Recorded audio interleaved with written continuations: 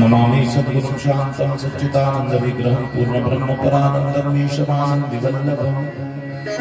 ओम नमो सद्गुरु निर्गुणापारनाहि तव गुणा वसवो माझी रसना हरिगुणावरण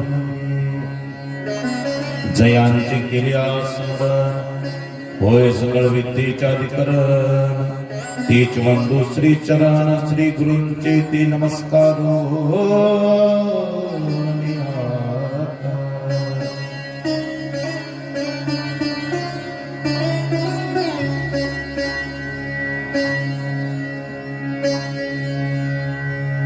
श्री गुरूंच्या कृपेने अखिल कोट ब्रह्मांड नायक भगवान हेच देश अनंत कोटी ब्रह्मांड नायक परब्रह्म जगाचं जीवन आशुतोष भगवान शिवशंकर परमात्माच्या कृपा आशीर्वादाने थोडस अतिशय गोड अतिशय सुंदर समर्पण हनुमानजीच्या दरबारात हनुमान जन्मोत्सवाच्या निमित्तानं आयोजित केलेला हा सोहळा अखंड हरिनाम सप्ताह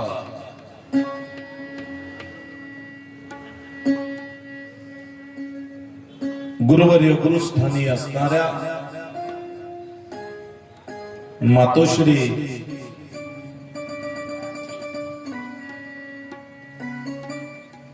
मीराबाई महाराज मिरीकर श्री क्षेत्र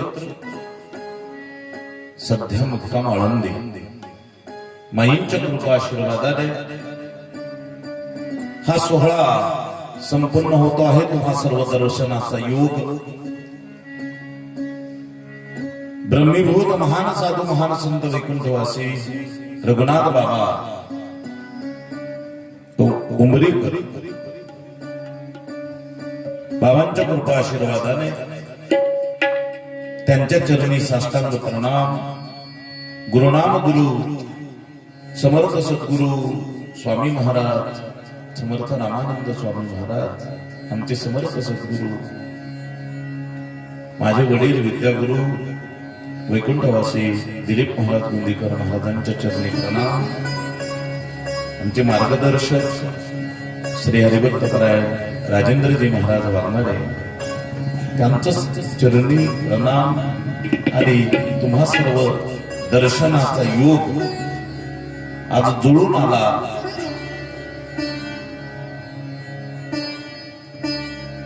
मुद्दाम जुळून आणणारे जगन्नाथजी महाराज गवळी महाराज परमस्नेही परमश्रद्धेय महाराजांच्या चरणी प्रणाम समस्त व्यासपीठांचं स्मरण श्री हरिभक्तपरायण गायनाचार्य सुभाषजी महाराज गायनाचार्य चंद्रकांतजी महाराज गायनाचार्य आमचे अशोकजी महाराज वाघ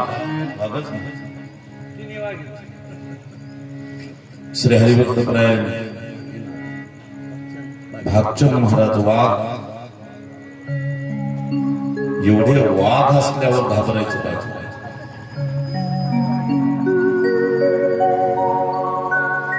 आणि खाली पण दोन चार वाघ आपले वाघ श्री हरिभक्तपरायण महादेवजी महाराज वाघ श्री हरिभक्तपरायण गायना सुंदर तबल्याची साथ करण्याकरता उपस्थित आमचे परमस्नेही कृष्णाजी महाराज चव्हाण श्री रामजी महाराज आणि या सगळ्यांचा सामूहिक संच उत्तम प्रकारची साऊंड सिस्टीम थोडा हिच कमी करणे आमचे पटेकर गोड जागचा साऊंड व्यवस्था आणि सर्व मायबाप सज्जन श्रोते शिवाचं भगवंताचं चिंतन काल आलेला रंगात विषय आणि आज त्या कथेची सुरुवात. कर्तुम म्हणण्यात हा कर्तुम ज्याची शक्ती आहे, कळी काळावर भिडणारा, दुःख दूर करणारा भगवान शिवशंकर. ज्याला काळाची भीती घालवायची त्याने महादेवाचं चिंतन करावं. म्हणून सुंदर चिंतन आणि त्याचं वर्णन केलं. दड दड दड दड दुड दुड दुड पळ सुकला कळी काळा बापुडिया रे. शिवनाम शीतळ मुखे सिरी कापडिया.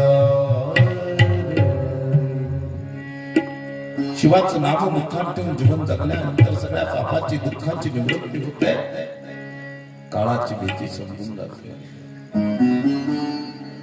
कट्टर महादेव भक्त या दुःखातून दूर होतात.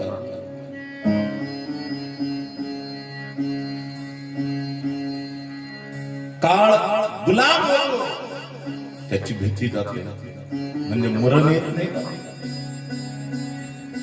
मरण येत नाही. मरण कळतं, मरण कशाला म्हणतात. मरण कळणे म्हणजे नेमकं काय.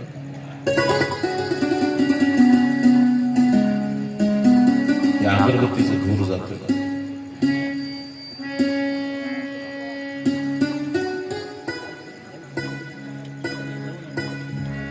मरण म्हणजे काय.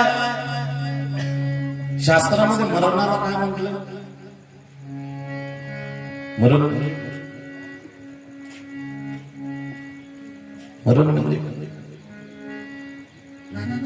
आपण साधक आहेत, साधकालाही कळायला पाहिजे. मरण म्हणजे मृत्यू. एवढं सोपं असलं तर मी विचारलं नसतं. माऊली ज्ञानोबा यांची भाषा आहे.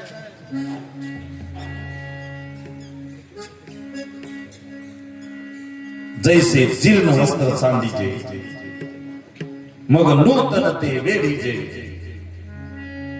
तैसे देहांतरा ते स्वीकारीचे चैतन्यनाथे.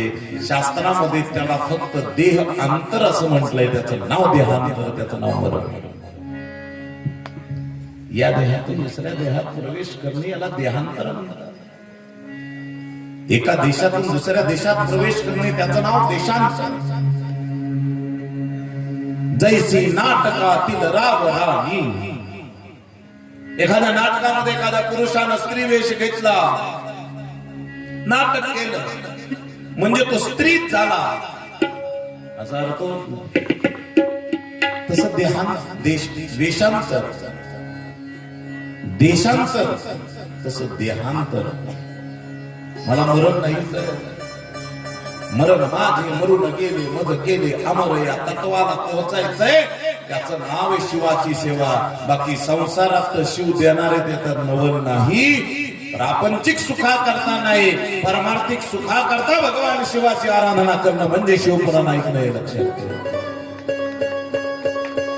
म्हणजे शिवाचं चिंतन करणं आहे. बाकी संसार तर चालूच आहे. ध्याये नित्य महेशम रजत गिरिगे निभम चारु चंद्रावतम सब. जिसके माथे पे चांद है, जो जटा विराजित है, रुद्राक्ष से मालाओं गले में पहने हुए हैं, बासुकी जैसा नाग अपने गले में धारण किया है, रुद्राक्ष की माला अपने हाथ में पहनाई हुए है, व्याघ्र के वस्त्र अपने शरीर पर लिपटे हुए हैं, गज चर्म जिसे कहते हैं वो अपने बदन पर लिपटे हुए हैं. ओ भगवान शिव शंकर जोगी है, भोले बाबा है. उन्हें कुछ भी नहीं लगता, न तेरा सोना लगता है, न तेरी चांदी लगती है. सिर्फ तेरे अंतःकरण का भाव उन्हें लगता है. म्हणून तो अंतःकरणातला भाव शुद्ध, पवित्र, सात्विक त्यांच्या चरणावर अर्पण करा आणि त्या नामाचा उच्चार करा. ओम नमः शिवाय, ओम नमः शिवाय, ओम नमः शिवाय, ओम नमः शिवाय. बोला ओम नमः शिवाय, ओम नमः शिवाय.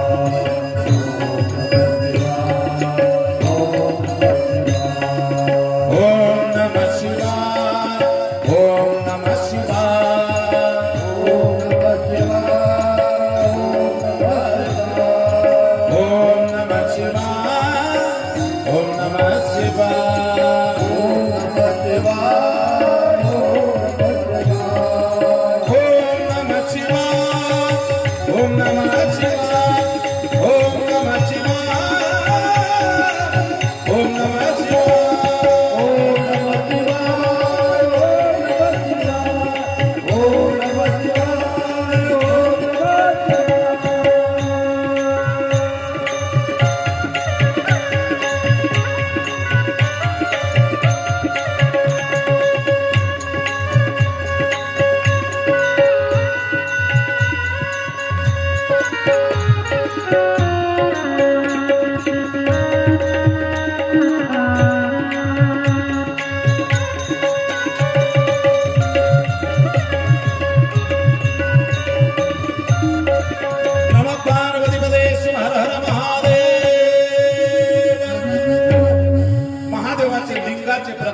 लिंग कशाला म्हणतात? महादेवाचं लिंग कोणतं आहे? पहिलं लिंग आहे साकार लिंग आणि दुसरं लिंग आहे निराकार परब्रह्म लिंग. सकाम साकार भक्ती करणारं लिंग आहे, त्याचं नाव साकार लिंग आहे. शिळेच तयार झालेले ते साकार आहे. म्हणून माऊली ज्ञानोबरायाने निराकार लिंग सांगितलं. निराकार म्हणजे काय? स्वर्ग मृत्यू आणि पाताळ या तिन्ही भुवनानं नसलेलं ते लिंग आहे. पाताळ म्हणजे खाली ठेवायचं पाळ आहे. शिवलिंगाच्या खालची जागा असते ठेवायची वटा, तो वटा म्हणजे पाताळ. वरच शिवलिंगाचा ज्या मधल्या बिंदूच्या खालचा आकार आहे ते म्हणजे पृथ्वी लोक आहे, भूलोक आहे.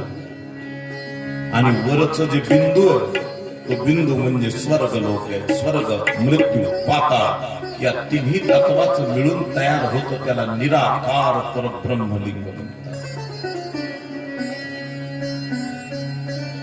म्हणून प्रमाणे आमच्याकडे शिवलिंगाकडे स्वर्ग जयाची शंका मुख्य पाळ पिंड लेखा शेषा सारिखा बैसका जो आधार तिही लोके लिंग देखिले देखिले तेही त्रिभुवनी विस्तारिले लिंग देखिले देखिले. इथे बसूनच त्या गप्पा नाही मारायच्या. संतांच्या पुराव्याविषयी सांगायचं. कशाला म्हणतात लिंग? अरे माऊली ज्ञानोबरायांची भाषा आहे, त्याला शिवलिंग म्हणतात. ज्या सिद्धेश्वराच्या सान्निध्यात माऊली आले त्या सिद्ध बेटावर सिद्धेश्वराच्या सान्निध्यात सगळ्या जगाच्या कल्याणाकरता सर्व जग सिद्धांतमय सिद्ध स्वरूप करण्याकरता सिद्ध झालेले माऊली ज्ञानोबराय सिद्धेश्वराच्या सान्निध्यात.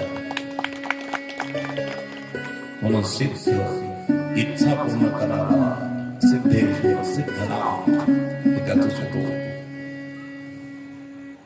असे गोड आणि दिव्य कथा. शिवलिंग अतिशय गोड सुंदर. शौनकजी महाराज प्रश्न विचारतात, लिंग लिंगाचे प्रकार सांगा. सूतजी महाराज श्रवण भजन कीर्तन याचं महत्व सांगतात आणि सांगत असताना सांगतात की तुम्ही लिंग पूजा करा. सकलाचं कल्याण करता निराकार स्वरूप भगवान शिवलिंगाचा आहे. हा संवाद नंदिकेश्वर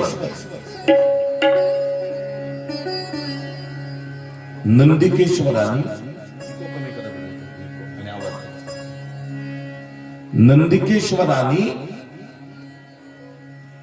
सनकादिक ऋषी मध्ये झाला. सनकादिक ऋषीने प्रश्न विचारावा आणि नंदिकेश्वरानं सांगावं. शिवमहापुराण म्हणजे दिव्य संवाद आहे. अनेक संवाद आहेत त्यात. पहिला संवाद सूत नावाचे पुराणिक शौनक ऋषी. दुसरा संवाद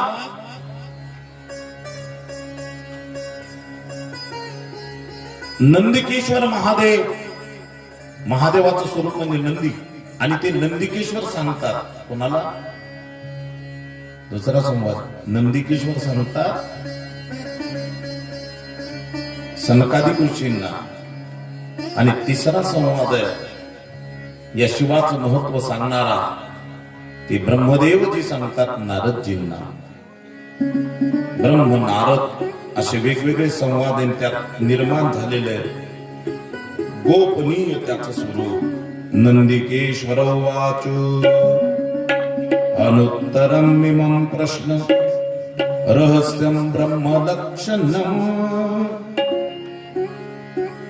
कथयामि शिवेनोक्तं भक्तियुक्तस्य तेन घो. शिवस्य ब्रह्मरूपत्वां निष्कलत्वां च निष्कलं लिंगतस्यैव पूजानां सर्वदेशेषु सम्मतं तस्यैव सकलत्वाच्च तथा सकल निष्कलम्. अनेक माणसाच्या पुढे प्रश्न आहे, लिंगाचीच पूजा महादेवाची का केल्या जाते? लिंगाला प्रदक्षिणा का मारल्या जात नाही? महादेवाच्या लिंगाचं एवढं महत्व काय? महादेवाचं लिंग म्हणजे काय? महादेवाचं लिंग म्हणजे शिव आणि पार्वती दोन्हींचं रूप आहे. बाकीच्या देवांचं एकच पूजा केल्या जाते, बाकीच्या देवांचं डायरेक्ट मूर्ती पूजा केल्या जाते. मग महादेवाची मूर्ती पूजा आणि लिंग पूजा अशा दोन पूजा का केल्या जातात?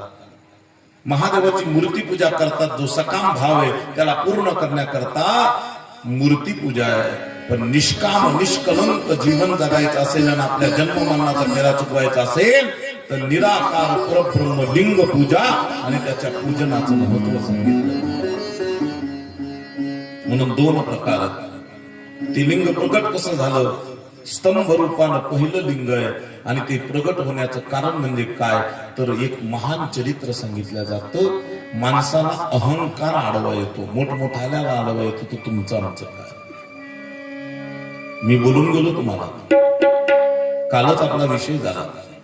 एखाद्या मोठ्या माणसाला म्हणलं चला कथा ऐकायला, तो म्हणलं मी चटई वर जाऊन बसू का? मी का सामान्य आहे? एखाद्या व्यक्तीला लाज वाटते इथे येऊन कथा ऐकण्याची. पण या दरबारात सगळे सारखे आहेत. कासव देवाच्या दारात का असतं? का असतं देवाच्या दारात कासव? कासव का असतं? बोला बोला, मला आनंद वाटून उत्तर भेटलं.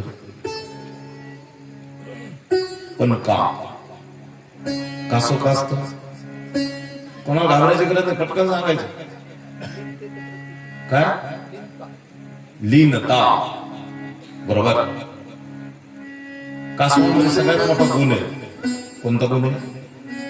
त्याला संकट आलं की ते आपले इंद्रिय ताब्यात घेतात. तुम्ही लीनता हे सांगितलं ते बरोबर आहे. लीनतेचं फक्त एक थोडसा त्याच्यात ऍडव्हान्स घटक आहे. लीनता म्हणजे आत्मसमर्पण. जसं कासव आत्मसमर्पण देवाला करतो तसं आपण देवाच्या दारात आल्यानंतर मी कोणत्या खात्यात आहे, मी काय काय खातो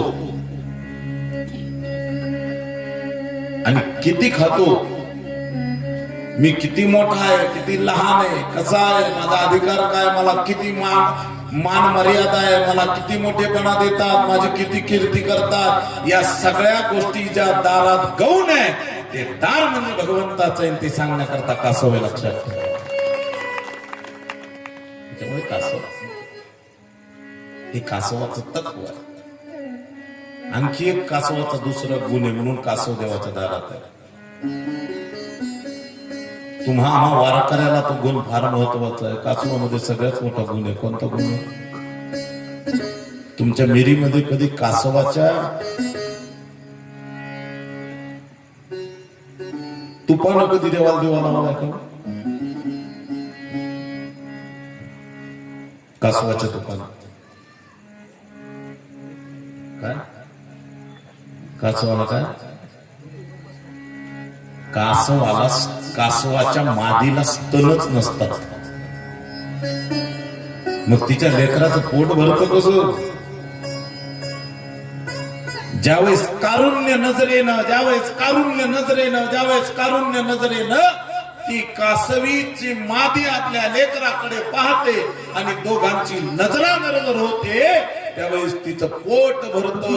तसं आपण त्या महादेवाच्या मंदिरात जावं, आपण त्या भगवान विष्णूच्या पांडुरंगाच्या दरबारात जावं, त्या कासवाकडे हात लावावा आणि त्या देवाला म्हणावं, देवा तुझ्या दारात पूर्ण समर्पणानं शरण आलोय, माझ्याकडे असं पहा, कसं पहा, ज्याप्रमाणे कासवीन आपल्या लेकराकडे पाहते त्या भावानं पहा, म्हणजे त्याच्या दारात कासवाचं काम. तसं त्या देवाला आम्ही वारकरी म्हणतो. आसुन स्वभावाल तुझी आठाया, आसुन स्वभावाल तुझी आठाया, आसुन स्वभावाल तुझी आठाया, आसुन स्वभावाल तुझी आठाया, आसुन स्वभावाल तुझी आठाया,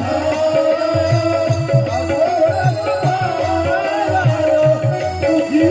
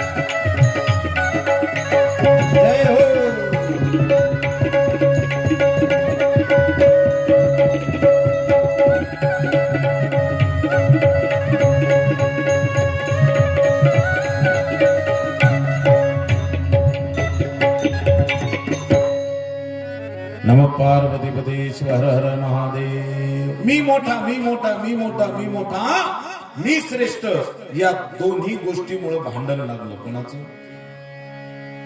विष्णू आणि ब्रह्मदेवाचं. मैं बड़ा, मैं बड़ा, मैं बड़ा. आज दुनिया में सबके झगड़े चल रहे हैं. मैं बड़ा, मैं बड़ा, मैं बड़ा. कौन बड़ा है?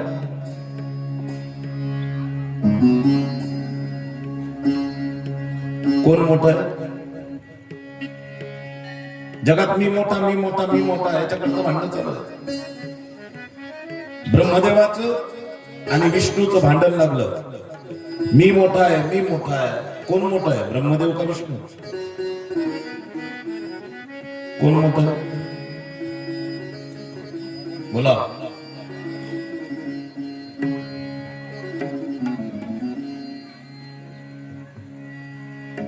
ब्रह्मदेवाचं मंदिरच नाही.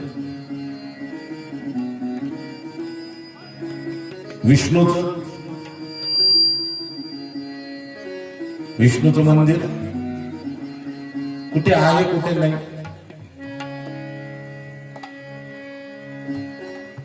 हे दोन्ही मोठे नाही आहेत. हे कोणामुळे मोठे आहेत?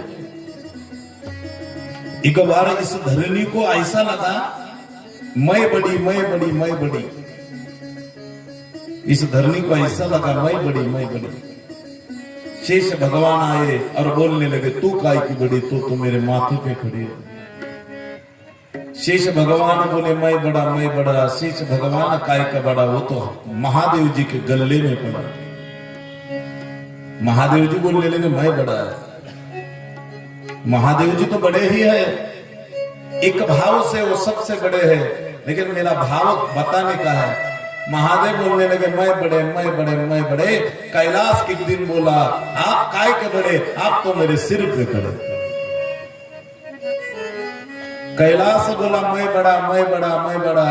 अरे कैलाश काय का बड़ा, कैलाश काय का बड़ा, उसको तो रावण ने 3 बार उखाड़ा, उसको तो रावण ने 3 बार उखाड़ा, इसीलिए तो रावण बड़ा। अरे रावण काय का बड़ा, रावण बड़ा, रावण बड़ा, रावण काय का बड़ा, वो तो राम जी के, वो तो बाली के बगल में दड़ा, वो तो बाली के बगल में दड़ा। बाली ने उसे 7 बार स्नान कराया था, 7 समुद्राचं स्नान वालीने करवलं, अंगदाच्या पाळण्याला उलट टांगलं पाळण्यावर, म्हणून बाली बड़ा।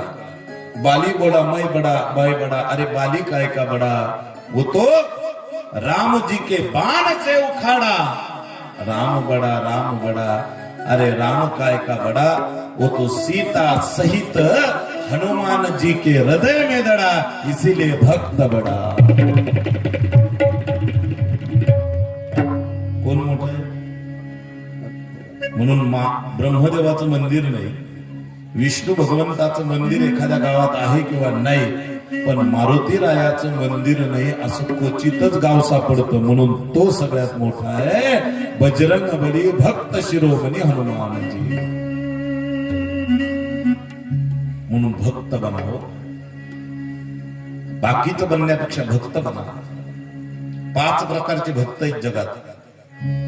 एक गाणपत्य म्हणजे गणपतीचे भक्त, दुसरे शक्तीचे भक्त, तिसरे शैव महादेवाचे भक्त, चौथे वैष्णव भगवान विष्णूचे भक्त, आणि 5वे शाक्त म्हणजे देवीचे भक्त शाक्त।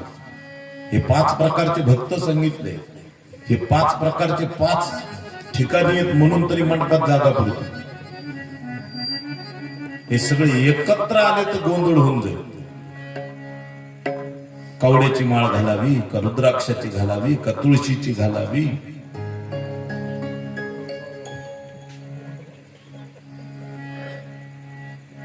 का बोंड माळ घालावी का पवळ्याची घालावी, लाल रंगाची पवळे असतात, का स्फटिकाची घालावी, असा सगळा प्रश्नच पडेल ना। म्हणून 5 प्रकारचे भक्त केले, पण 5ही प्रकारच्या भक्तांना देवानं कनेक्शन मात्र एकामेकांमध्ये जुळवून ठेवलं। तुम्ही माझी भक्ती करा, कोणत्याही देवाची भक्ती करा, तुमच्या आराध्य देवाला ती भक्ती पावन होते असा अधिकार भगवंताचा। दोघांचे भांडण लागले, ब्रह्मदेव विष्णू, मी मोठा मी मोठा मी मोठा। दोघ जण युद्ध करू लागले। एकाच्या हातात शारंग नावाचं धनुष्य, म्हणून देवाला शारंग म्हणतात। भगवान ब्रह्मदेवाच्या हातामध्ये अनेक प्रकारचे शस्त्रास्त्र त्यांनी टाकले। थरथर थरथर थरथर धरणीचा काप सुटला। 33 कोटी देव परेशान झाले। कोणाला दुःख मिटवायला सांगावं, कोणाला दुःख मिटवायला सांगावं,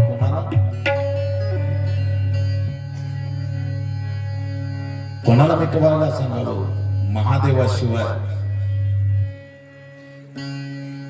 महादेवाशिवाय जगात कोण आटपणार, कोण कमी करणार दुःख? म्हणून महादेव प्रकट झाले। महादेवांना सांगितलं कमून भांडता तुम्ही, आमच्यापेक्षा मोठं कोण लहान कोण याच्याकरता आम्ही भांडतो। महादेव म्हणतात मग तुम्हाला माझं सांगणं आहे, तुमची परीक्षा होईल।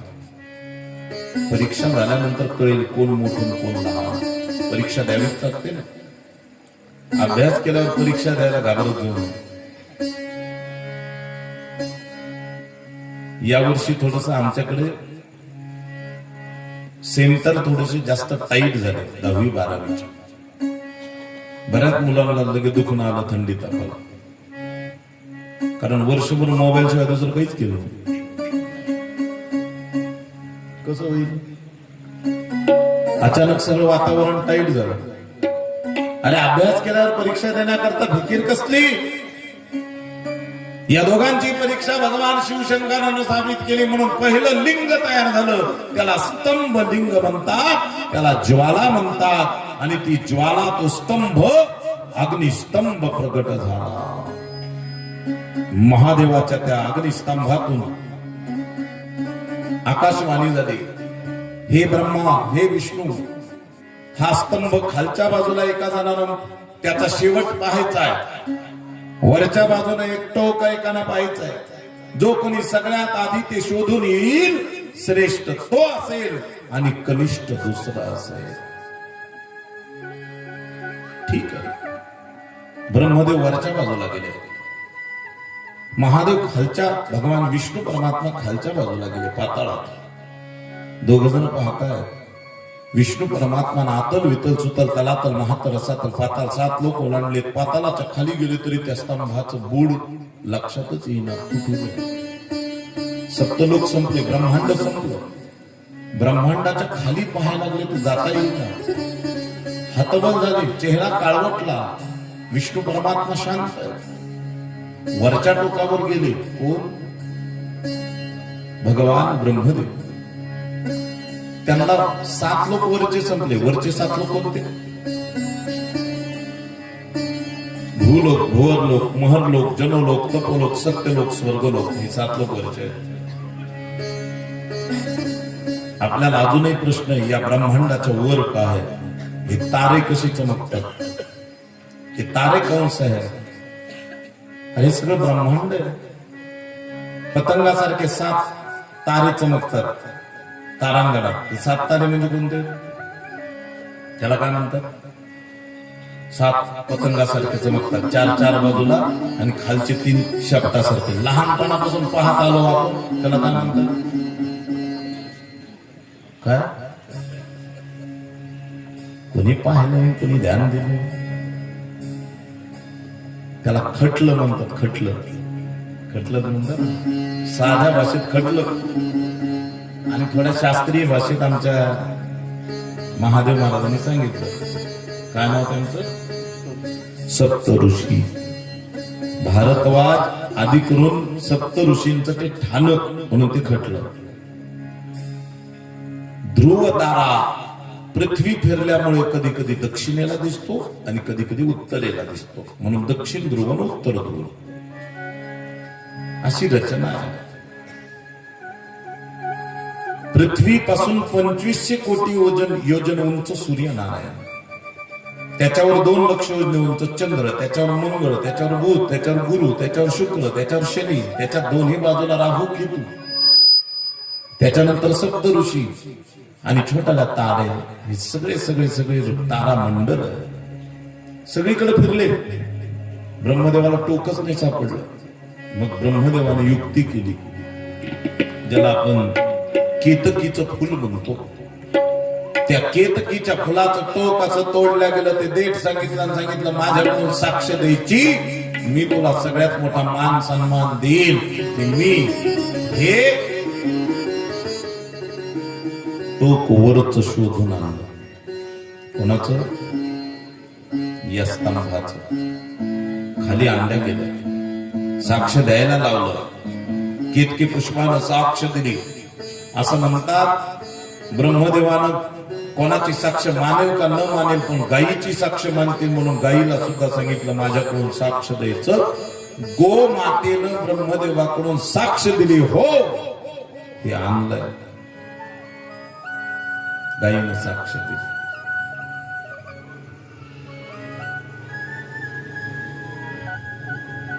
हे कळालं. विष्णू आले. विष्णू ब्रह्मदेवाच्या पाय पडू लागलो. खरंच तुम्हीच श्रेष्ठ आहात, मी कनिष्ठ आहे. हे महादेवाला सहन झालं नाही.